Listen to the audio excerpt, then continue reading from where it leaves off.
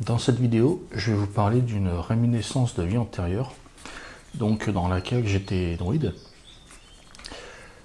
J'ai eu pas mal de difficultés à faire cette vidéo pour trois raisons. Alors la première, c'était que le druide a une certaine image dans la société qui est un peu enjolivée par ce qu'on connaît, hein, Astérix, etc. Et donc le druide que j'ai vécu était différent. Différent par rapport au contexte historique. Après, il y a eu la problématique de l'ego, parce que je suis quelqu'un d'assez discret, d'assez...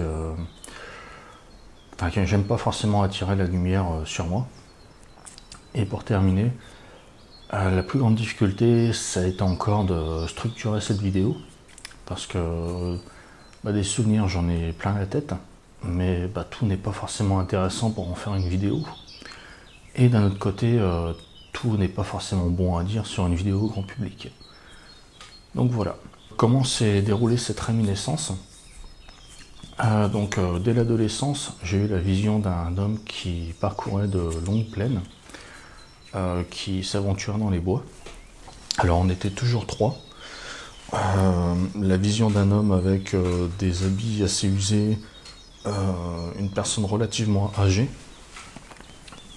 Tout ça, ça aura fait que je me suis posé pas mal de questions, hein, puisque c'était répétitif. Et vers, il y a 3 ans à peu près, hein, j'ai commencé à sérieusement travailler là-dessus, que ce soit en termes de méditation, que ce soit en termes de transe, des exercices divers et variés dont j'aurai l'occasion d'en reparler. Et puis un jour, j'ai eu cet appel de la forêt. C'est une obsession viscérale, hein. Il faut que vous y alliez maintenant, tout de suite. Grande frustration puisque j'ai pas pu y aller le jour même, hein, mauvais temps, etc. Donc une fois que je me suis présenté en forêt, au début, rien de très palpitant, hein. J'avance et au fur et à mesure de m'aventurer donc dans la forêt d'Olin, progressivement l'air a commencé à changer. Donc je suis habitué à cette forêt, je sais qu'il y a pas mal d'énergie, d'entités, etc. Et pour le coup, l'air se condensait. Alors c'est un peu étrange à expliquer, mais voilà, j'ai senti beaucoup de mouvements autour de moi, beaucoup de présence que je ne percevais pas forcément. Et puis au bout d'un moment, je me suis mis dans une espèce de transe, quelque chose comme ça. Alors je marchais, mais comme on dit, j'étais à côté de mes pompes. J'étais dans 2 endroits en même temps en fait. Alors j'étais dans mon propre corps, mais aussi je me suis retrouvé dans le corps de ce druide. Alors paradoxalement, il n'a jamais mis les pieds dans cette forêt. Mais ça c'est pas grave, hein, c'est un détail. Et au bout d'un moment, donc, j'ai commencé à percevoir des sons d'animaux. Alors il y a un corbeau quelque part dans la forêt qui s'est mis à croasser vraiment fortement pour le coup. Et d'un seul coup, ma conscience s'est projetée en un éclair. Je me suis vu foncer et j'ai trouvé le corbeau. Je me suis retrouvé dans le corps du corbeau. Donc c'est dépaysant comme expérience, forcément. Dans le même temps, j'étais un petit peu l'invité. C'est pas moi qui contrôlais les croisements, les battements d'ailes, ce genre de choses, mais j'étais vraiment invité. Donc je ressentais ce que le corbeau ressentait, la façon dont il communiquait. Au bout d'un temps, je suis revenu dans mon corps et j'ai fait que des allers-retours que ce soit les plantes, que ce soit les arbres. Les arbres, je les voyais qui communiquaient entre eux. Alors tout ça avec la double vue, la vue classique et aussi la vue du troisième œil. Il y avait une communication véritable. Quand je m'approchais de hautes herbes, par exemple, les hautes herbes se couchaient, il n'y avait pas de vent. Il y avait des tourbillons de feuilles, c'est pareil, il n'y avait pas un gramme de vent. Donc voilà. Et il a bien fallu que je rentre chez moi, hein. J'étais bien, mais au bout de 3 heures de marche, vraiment dans la forêt. Et pendant ces 3 jours, j'ai été bombardé de souvenirs. Donc, alors j'ai pas tous les souvenirs conscients, j'en ai certainement des inconscients, mais à la limite, c'est pas que ça m'intéresse pas, mais j'ai déjà bien assez.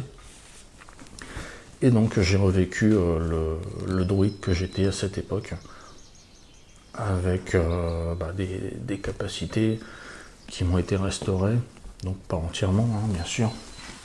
Aujourd'hui, vous me demandez de reconnaître un champignon, ça va être compliqué. Mais voilà, j'ai récupéré quand même des capacités et on en reparlera. Pour poser le décor, c'est une époque où il fait froid souvent, c'est très humide. La faim, le froid, la peur aussi, tout ça c'est un ensemble qui était bien tangible. Alors j'ai eu pas mal de difficultés à situer à peu près l'âge, l'époque, parce que c'était tout simplement maintenant. Donc au fur et à mesure que j'ai eu des souvenirs qui sont revenus, parce que pendant 3 jours, jour et nuit, insomnie, etc., ça a été super compliqué à tout récupérer, à tout restituer.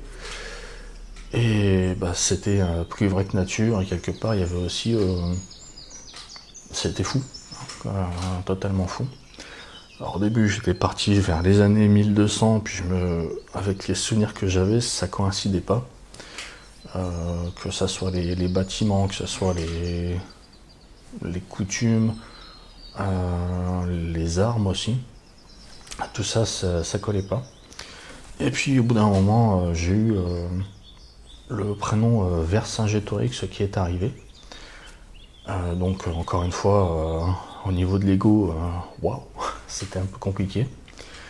Et petit à petit, en fait, ça s'est vraiment mis en place, ça s'est restitué dans mon esprit. Et pour le coup, c'était vraiment à cette même époque où il y avait les Romains qui faisaient la guerre à la Gaule. Et donc voilà, pour situer un petit peu le contexte. Au niveau de l'emplacement, j'étais pas du tout du côté de l'Auvergne, tout ça. Moi, je me situais du côté dans une enclave entre l'Empire germanique et la Gaule. Donc probablement aux côtés de la Belgique, l'Alsace, Lorraine, quelque chose comme ça. Beaucoup de forêts. Donc aussi pour me faciliter un petit peu cette vidéo, quand je parlerai des druides, je dirais nous, je dirais je dirais les druides. Il y a cependant une précision à faire, c'est que le druide, c'est pas forcément... ce n'est pas une personne, un personnage uniformisé. C'est-à-dire qu'en fonction de la culture, en fonction des régions, c'est pas la tenue vestimentaire, le culte, les divinités sont pas les mêmes. Donc il n'existait pas un druide tout en blanc, avec sa petite serpe qui va bien, qui collectait exactement les mêmes ingrédients, etc. etc. Ça, c'est un petit peu dans l'imaginaire collectif, ou dans une vision plus poétique. Hein. Mais donc, il faut garder à l'esprit que ça reste mon histoire, ça reste mon parcours. Et quand je dirais les druides, c'est pas pour généraliser tout le monde.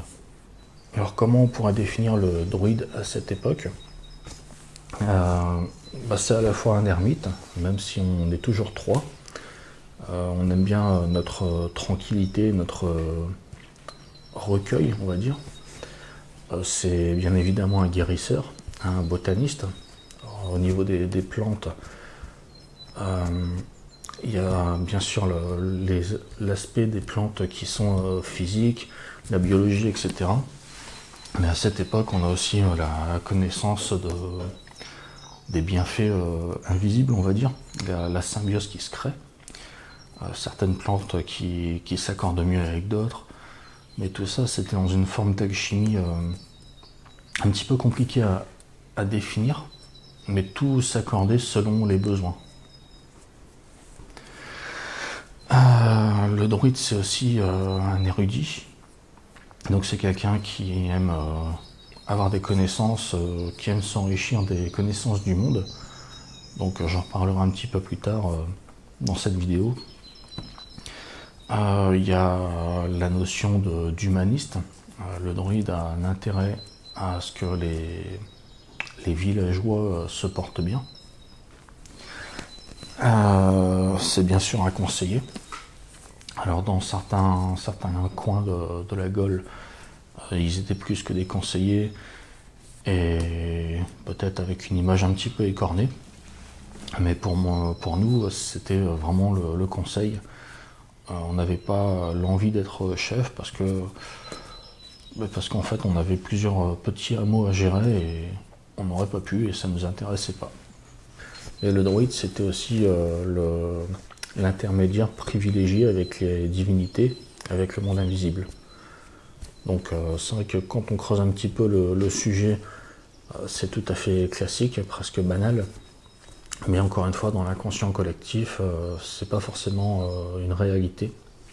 Et il y a bien sûr la notion de la nature. Hein. Le droïde est intimement lié à la nature. En termes de capacité, donc le droïde est un observateur, quelqu'un qui écoute, qui observe beaucoup.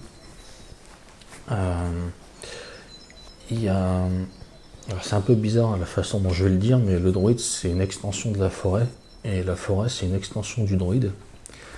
C'est-à-dire qu'il y a une espèce de symbiose où vraiment l'un et l'autre ont quelque part fusionné. Si la forêt se porte mal pour X ou Y raison, même si c'est à 500 mètres, le droïde le ressentait en lui-même. On était aussi l'équilibre entre le ciel et la terre. Donc on retrouve vraiment l'idée d'intermédiaire. Pour la partie guérisseur, donc je l'ai déjà dit, il y a la partie des plantes. Donc on travaillait beaucoup avec les plantes, les champignons, les racines, beaucoup avec la cendre aussi. J'ai souvenir de récolter de l'eau dans certaines feuilles, enfin voilà, des détails. Et l'aspect de l'énergétique, on avait cette lecture qui était assez complète. Donc une personne qui n'allait pas bien, mais qui n'avait pas de symptômes physiques, on va dire, de blessures, d'hématomes ou autres. On avait encore une fois ce troisième œil, hein, qu'on appelle aujourd'hui, qui nous permettait de comprendre la nature de la problématique. Le droïde soigne bien sûr l'homme, la femme, l'enfant, mais aussi tout ce qui se rapporte au monde animal. Donc les animaux, si un animal se casse une patte, s'il est fertile, enfin s'il manque de fertilité, ce genre de choses, le droïde intervenait. Il en est de même pour tout ce qui est plantation. Si un champ devenait beaucoup moins fertile ou les plantes mouraient, ce genre de choses, on intervenait. Et on avait aussi donc l'aspect d'offrande. On avait deux sortes d'autels. Donc on avait les autels fixes qui étaient là pour les cérémonies, on va dire, plus classiques, la fête des récoltes. Et on avait les autels plus temporaires qui étaient localement placés là où il y avait des problèmes. Donc en termes d'environnement, la zone d'influence, nous on est donc dans une forêt, donc il y a la forêt et le cœur de la forêt, donc c'est pas le centre, hein, c'est un cœur énergétique. Donc c'est là où on a établi notre petit campement. Donc c'est vraiment très rudimentaire. On a un petit coin pour dormir, on a une espèce d'alcôve, enfin un abri en végétaux pour s'abriter des conditions météo. Alors j'ai pas mal de visions là-dessus où je me vois en transe ou en méditation profonde. C'est un peu compliqué à définir. Et c'est doublement perturbant parce que quand j'ai cette vision, j'ai l'impression que nos vies s'observent mutuellement. Donc c'est assez déroutant. Enfin voilà pour la parenthèse. Donc il y a plusieurs raisons pour lesquelles on s'est installé dans les bois, parce que c'est un confort vraiment, encore une fois, rudimentaire. On a l'aspect, déjà, voilà, on est proche de la nature, on ne peut pas faire sans. Et il y a aussi l'aspect sécuritaire. Donc on est à une époque où on a beaucoup d'influences, que ce soit de l'Empire germanique ou les clans en eux-mêmes qui peuvent des fois se friter, hein, comme on dit. Et aussi bien sûr Rome qui cherche à détruire nos cultes. Et donc la forêt a un aspect sacré. Pour cette époque, la forêt c'est rempli de mythes. On n'y rentre pas comme ça et il y a tout autour presque une légende. Et donc ça rajoute un aspect sécuritaire pour nous. Alors l'autre aspect c'est aussi pratique. On gère 5 hameaux.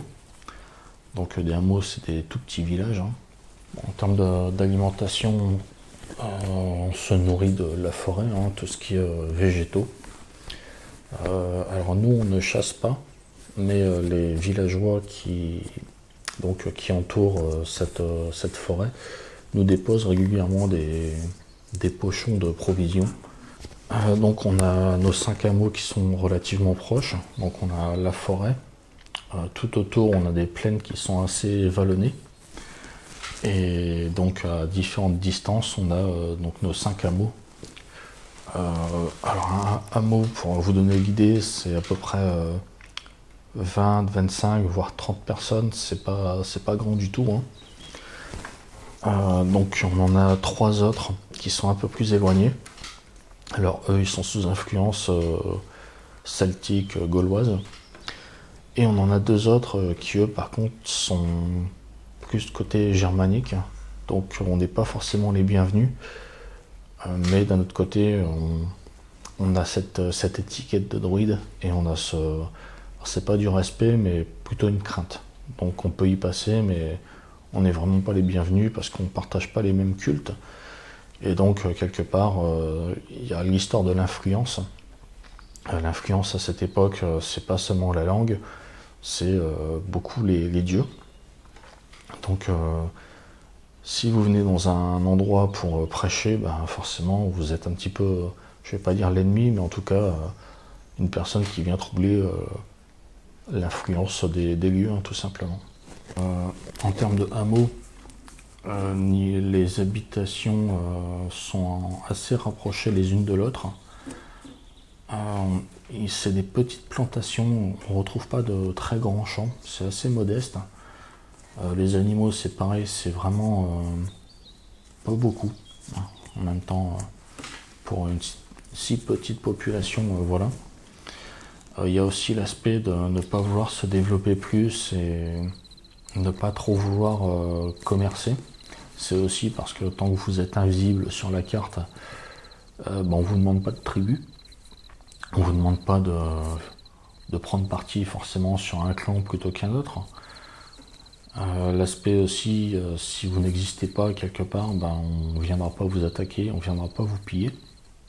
Donc voilà, il y a cette espèce d'autarcie. Alors bien sûr, il y a des villes qui sont plus grandes. Alors je parle côté de la Gaule, hein. Germanique, j'ai pas de souvenirs. Mais de la Gaule, il y en avait deux grands centres. Mais on n'y allait que vraiment pour des événements bien particuliers. Parce qu'on voulait garder notre indépendance. Et donc le druide étant une figure emblématique, on était facilement, on se retrouvait facilement à devoir prendre parti, à donner notre avis, ce genre de choses. Et nous, on préférait au contraire rester neutre autant que possible et pas s'attirer de problèmes futurs, on va dire. Donc dans l'univers des druides entre eux, alors malgré le fait qu'on ne porte pas tous la même tenue, alors j'en reviens à cette idée, si vous êtes dans le nord, forcément vous allez être plus couvert manteau de peau, ce genre de choses pour les intempéries. Et si vous êtes du sud, manifestement, vous n'aurez pas les mêmes vêtements. Mais le druide comment dirais-je, ils se reconnaissent entre eux. Il y a un signe qui fait, comme aujourd'hui par exemple, si vous êtes quelqu'un de connecté, vous allez reconnaître presque instinctivement une autre personne connectée. Et pour les druides, c'est pareil. Donc le druide, même s'il honore des divinités différentes, donc que ce soit en Gaule, que ce soit côté germanique, alors c'est vrai et c'est pas vrai, hein, il y a cette espèce de respect qui est là. Alors si les druides, alors on n'appelait pas ça des druides d'ailleurs, hein, côté germanique, je ne sais plus le nom qu'ils portaient, mais s'ils peuvent récupérer de l'influence en vous mettant un coup bas, ils le feraient, hein. Enfin ils l'ont fait d'ailleurs. Toujours est-il que, de manière générale, on a ce respect parce qu'on est des serviteurs des cieux. Donc on a cette espèce de code.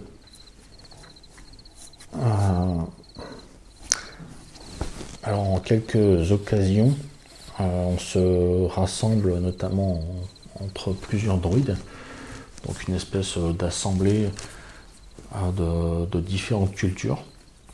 Alors paradoxalement, on n'a pas besoin forcément de parler la même langue, on se comprend, on a un langage bien à nous, qui fait comme l'écriture grecque et latin, on ne l'a pas appris, mais on reconnaît le sens du texte, on va dire.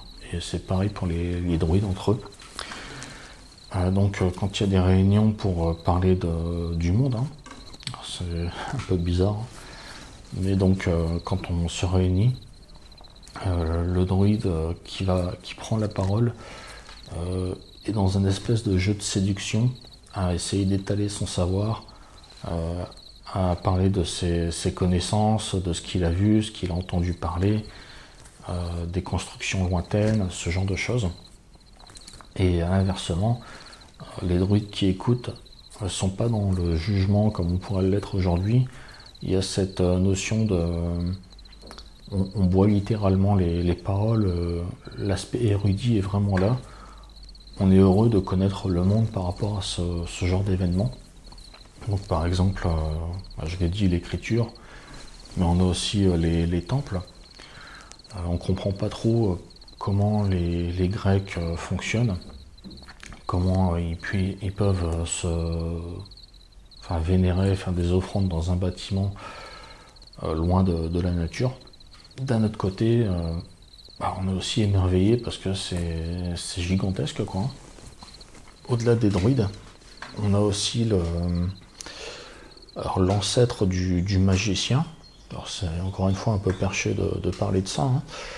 Mais quand c'est revenu à mon esprit, ça a résonné, on appelait ça des incantators, alors des espèces d'enchanteurs. Alors, pour en avoir croisé quelques-uns, c'était des gens assez perchés, hein, un petit peu perdus entre les réalités, qui avaient ce besoin de se connecter à des anciennes, à se rattacher à des sources en fait, hein. Ils étaient vraiment à la recherche d'endroits spécifiques pour travailler des énergies entre eux, et ils avaient cette notion de... Alors j'en vois encore un avec un bâton, hein, qui essaie de transférer un espèce de pouvoir, une capacité sur un bâton. Voilà, un souvenir comme ça, hein.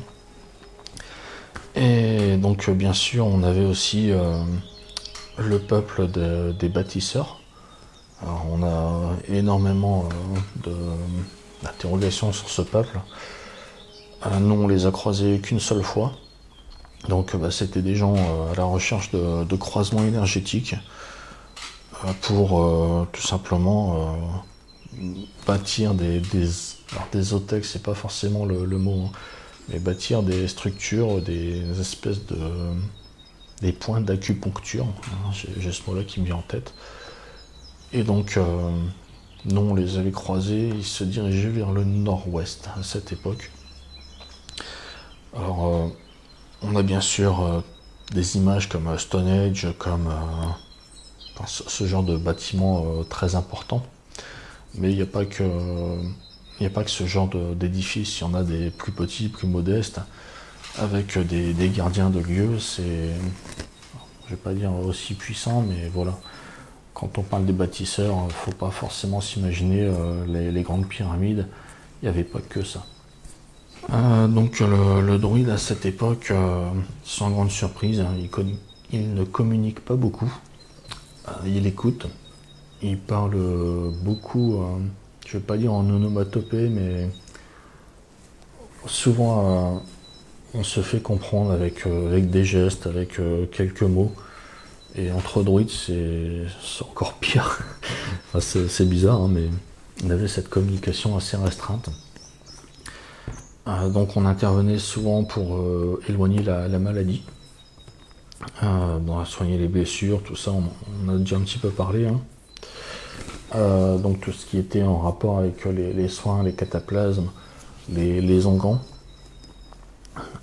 Donc le but principal était de maintenir une sorte d'influence, hein, parce que qui dit influence dit offrande, et qui dit offrande dit croyance dans des divinités. Et donc par rapport à ça, si on n'a plus de croyants, tout simplement le culte s'effondre et tombe dans l'oubli. Donc c'est un petit peu ce qui s'est passé, hein, malheureusement. Donc le druide est là un petit peu pour prendre soin des villageois, leur éviter la famine, leur éviter des épidémies, ce genre de choses. D'un autre côté, alors si on n'était pas en mesure de résoudre des problèmes, c'était doublement compliqué, parce qu'une population qui se sent abandonnée des dieux, ça peut prendre des proportions graves, graves pour nous-mêmes, pour notre propre sécurité, pour notre influence. Alors ça fait un peu bizarre de dire ça comme ça, comme si le druide était un petit peu manipulateur, mais bon, un contexte historique un peu différent de maintenant. Donc en termes de divinité, alors le druide considère l'aspect personnifié, donc l'entité par exemple Cernunnos est représentée comme moitié un cerf blanc, alors magnifique, et moitié un homme dont on voit rarement tous les traits. Et on a aussi des divinités qui sont plus des forces, un petit peu comme l'animisme, ou comme une forêt par exemple, ça a une force particulière, ça a une énergie particulière. Donc le druide a cette conscience. Principalement on honore le dieu Taranis, donc dieu du tonnerre, dieu de la pluie. Donc c'est lui qui permettait la fertilité des champs, tout ça. Alors Cernunnos bien sûr. Hein. On avait aussi le dieu Esus qui se confondait de temps en temps avec Cernunnos. Alors Esus c'est un dieu un petit peu plus compliqué à cerner, pas forcément trop connu, plus sombre aussi, plus secret. Et donc on avait aussi la déesse Epona. Nous, dans notre endroit, on ne la célébrait pas, mais elle était connue. C'était pas un de nos dieux qu'on faisait des offrandes. En termes d'offrandes, donc, on divisait la tâche en deux parties. En fait, c'était les villageois qui prévoyaient l'offrande de nourriture. Donc une offrande, c'est offrir ce qu'on a de meilleur en cadeau. Hein. Donc encore une fois, à cette époque, c'est un sujet très important. On ne fait pas dans la demi-mesure. Hein. On offre le plus beau quartier de viande, tout ça. Et de notre côté, la deuxième partie, on préparait tout ce qui était en lien avec les plantes. Donc récolter certaines plantes pour certaines offrandes. on s'occupait du feu aussi. Donc c'était pas un feu forcément classique, hein. Et donc c'était un travail d'équipe, on va dire, hein. Vraiment le druide s'occupait de la cérémonie, mais c'était vraiment aux villageois d'apporter le meilleur de ce qu'ils avaient envie de donner. Alors la petite notion aussi à apporter, on voit souvent le druide comme étant un pacifiste, etc., etc. Alors encore une fois, en fonction de l'emplacement, il y a des plus ou moins pacifistes, mais le druide c'est aussi quelqu'un qui sait se défendre, qui sait aussi communiquer avec des forces un peu plus sombres en cas de besoin. En cas de besoin, ça peut être la neutralisation d'un chef de guerre adverse, ce genre de choses. Alors, je ne vais pas rentrer dans les détails parce que c'est une vidéo grand public et on ne peut pas dire tout. En tout cas, pas pour tout le monde. Mais voilà, il y avait cette petite notion où le druide ne fréquente pas que des énergies positives, on va dire. Enfin, pour terminer, comment on devenait druide? Donc il n'y avait pas d'école de druide, hein. Il y avait pas mal de candidats, notamment des fils d'eux, hein, des personnes influentes, importantes, qui espéraient faire de leur fils un druide, un représentant. Donc ce genre de personnes, clairement, ne nous intéressait pas. Nous, il nous fallait un candidat au-delà de l'aspect physique et intellectuel. Le candidat devait présenter des aptitudes d'âme, d'esprit, qui étaient compatibles pour recevoir cette initiation. Parce que l'initiation, c'est franchir le seuil de la mort et en revenir. Donc c'est quand même assez costaud. Et donc il nous fallait vraiment un candidat qui nous apporterait satisfaction dans le sens la confiance, parce qu'on ne pouvait pas révéler des secrets à n'importe qui. Encore dans cette vidéo, je ne le ferai pas, hein. Donc je vais vraiment rester sur rester assez évasif. Donc il nous fallait un jeune homme qui n'était pas encore passé par le stade de l'adolescence. Donc l'adolescence, c'est un seuil qui est propice au changement, propice à l'éveil. Pour vous donner un petit peu l'ordre de l'âge, hein, c'était compliqué. Donc une fois qu'on avait choisi une personne, il venait habiter avec nous en forêt, donc dans notre cercle. Ensuite, pendant plusieurs lunes, on lui apprenait les bases des plantes. Donc comment les reconnaître, qu'est-ce qu'une plante mûre, qu'est-ce qu'une plante qui ne l'est pas, quel effet ça peut avoir sur telle ou telle personne, si la plante se comporte différemment en fonction des astres de la lune. Donc tout ça, il y a une phase de reconnaissance, une phase d'apprentissage, et donc pour appliquer correctement ce genre de connaissances.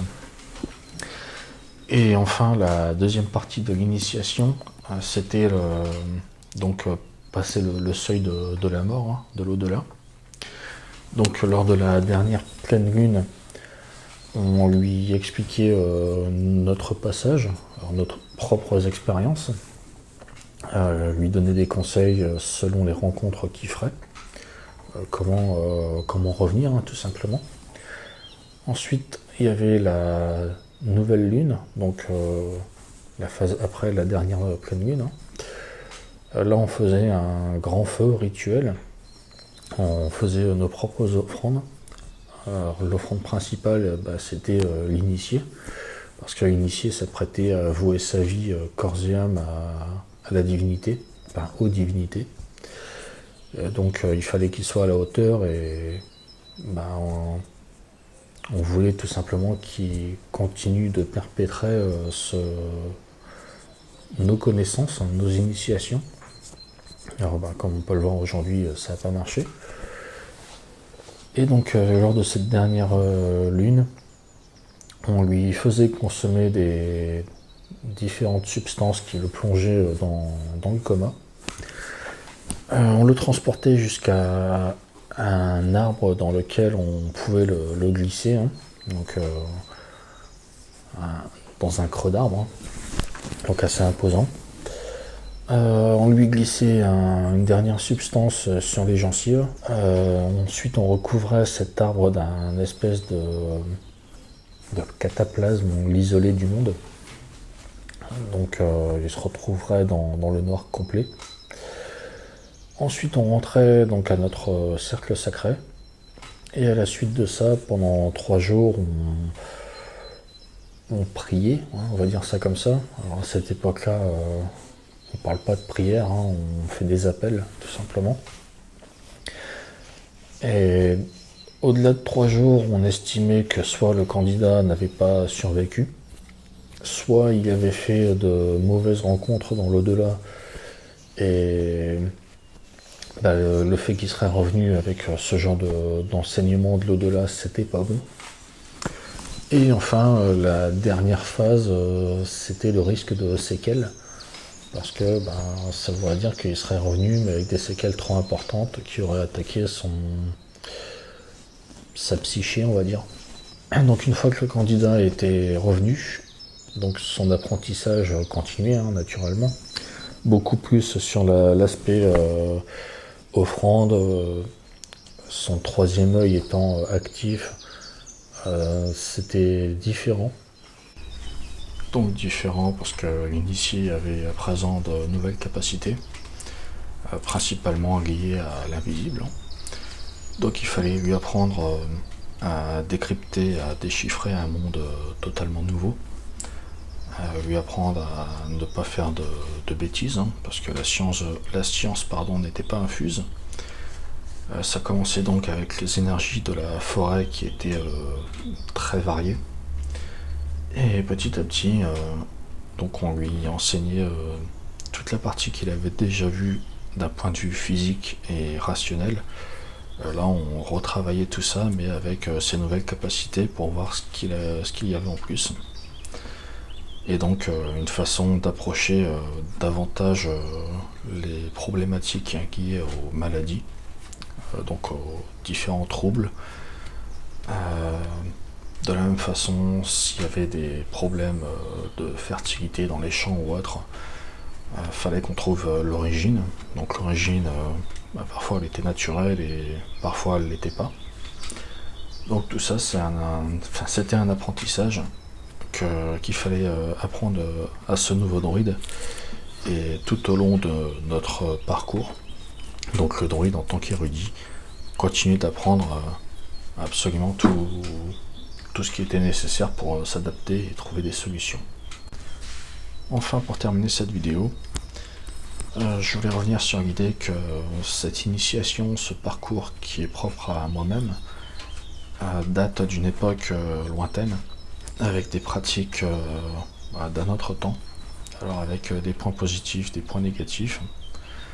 Et je voulais bien sûr préciser qu'en aucun cas j'incite qui que ce soit à essayer de faire des initiations un petit peu sauvages, parce que les conséquences peuvent être vraiment dramatiques. Ces initiations, elles étaient faites par des personnes qui perpétuaient donc une tradition qui vouait leur vie à ce genre de pratique. Donc ils savaient ce qu'ils faisaient, et pour autant le risque zéro n'existait pas déjà à cette époque. Donc aujourd'hui, le fait qu'on ait perdu énormément de savoir de ce style, bien sûr je déconseille aux personnes même par ras-le-bol, par lassitude, de franchir certains seuils qui peuvent être déraisonnables, dangereux. Donc quand je parle de danger, comme on l'a vu, l'idée qu'on puisse revenir avec de la compagnie plus que sombre, mais aussi, mais tout simplement, l'initiation en elle-même, c'est un passage. Ce qu'elle apporte, alors ok, c'est formidable, Mais en attendant, faut continuer de vivre dans le quotidien, de fréquenter les gens dans le quotidien, etc. Et quand on vit un changement brutal, comme cette initiation, mieux vaut être entouré, mieux vaut être accompagné de personnes qui savent ce que vous vivez. Avoir des conseils, c'est un petit peu facile, hein, on peut tous conseiller, mais voilà, c'est vraiment une porte extrême que je déconseille de s'aventurer comme ça un peu en mode solo.